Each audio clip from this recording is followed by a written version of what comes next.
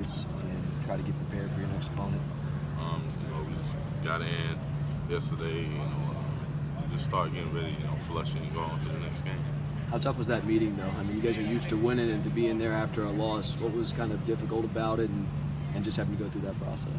I don't think it was difficult. I just think, it's a time to regroup. Get our thoughts together. We're going to have a week off to do so, and just move on from that. What can you learn from Syracuse? To prepare every week. Don't ever estimate the opponent, and just bring your A game every game.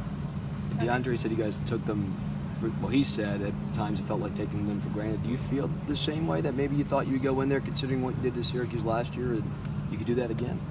Yeah, at times, you come out, you score immediately on the first drive and think, oh man, this might be a walk in the park, but obviously it didn't happen that way. Tavien, how much more can you appreciate winning after a loss? A lot. I always appreciate winning.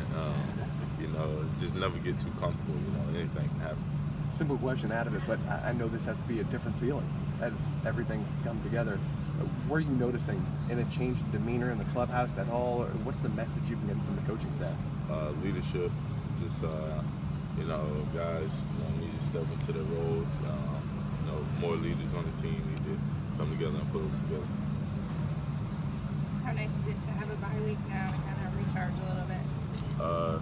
It feels great, to let your body, get some extra rest, and to know that you ain't got to go out there and compete, this weekend, and you can have some time to heal up. Is it surprising for your type of offense? You guys can move the ball well. You scored on some of the toughest opponents this season, and against Syracuse, they flustered you. What did they do that other opponents simply couldn't throughout the season?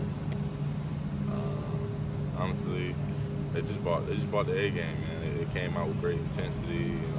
At times we didn't match the intensity, and it just got the best of us that night. The other day, Coach Elliott said that he panicked a little bit, got away from the running game. Did it kind of disappoint you a little bit that you guys didn't get more touches? It's disappointing always, as you don't get a whole lot of carries, but at the end of the day, he was just trying to do what's best for the team, so it is what it is. Last week at this time, a lot of the guys were saying how they were working toward Syracuse, but they were also looking ahead to this bye week.